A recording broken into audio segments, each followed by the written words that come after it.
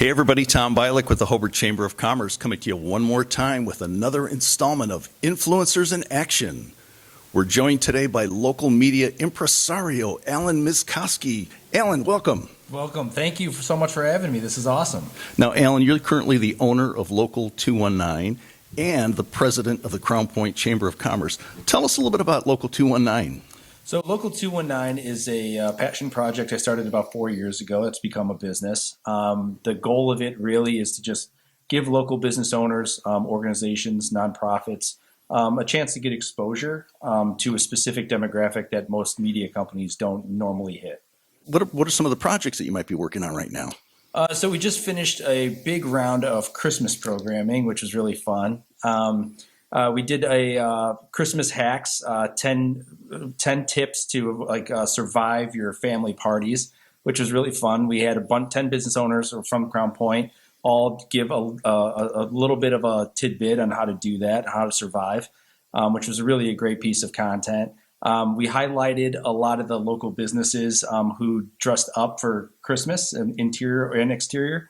We got a lot of play on that. And then we also did a top 10 pizza blog that reached over 500,000 people and probably killed my credibility locally at the same time. So, and if we're not doing stuff like that, I'm doing like a dry reading of rap songs right now that's on Instagram that seems to be some of the biggest videos we've ever done. So who knows? Interesting. Talk a little bit about the Crown Point Chamber of Commerce. So the Crown Point Chamber of Commerce started in 2019 at the end of it. We had about 3 months of just being available to the public, and then COVID happened. And so we rebuilt it and started to kind of do some more, get things going again by August and September of last year. And it's been great. I mean, membership's been coming in. We have an engaged board. Everybody from a business side is really kind of thirsty for something like that in that area, which is really great. And so we're just really hoping to look at a great 2022 with some new networking opportunities.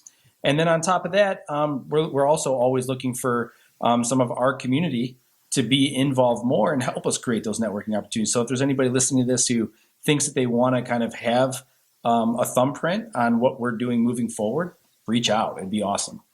Alan, talk a little bit about the path that led you to where you are today at Local 219 and also the Crown Point Chamber. Take us back a few years. What did that path look like?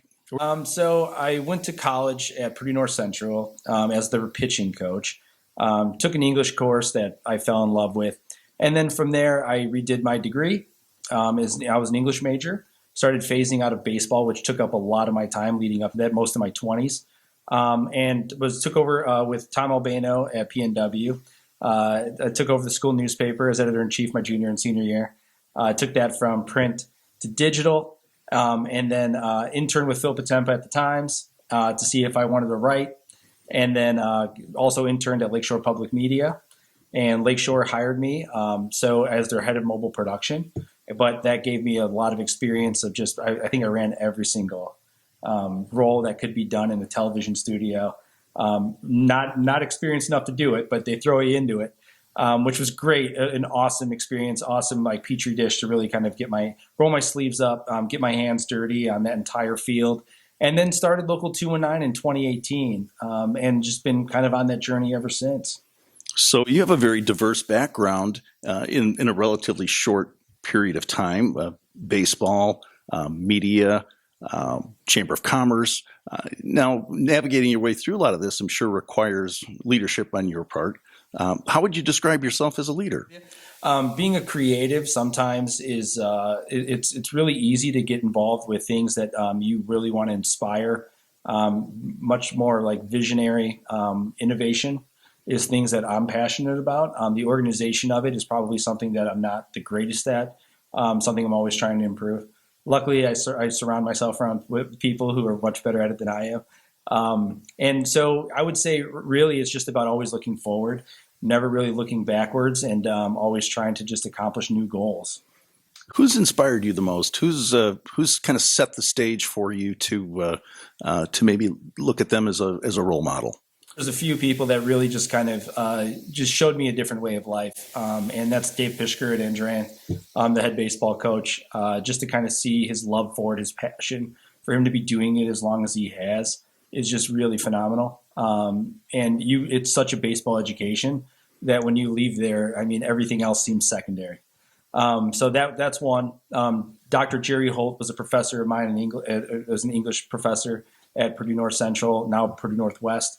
I still talk to him every day. He was somebody who really turned me on to the creative side of reading books and writing that I'll never forget. And then I would say there's some people in the business community that I just love bending their ear.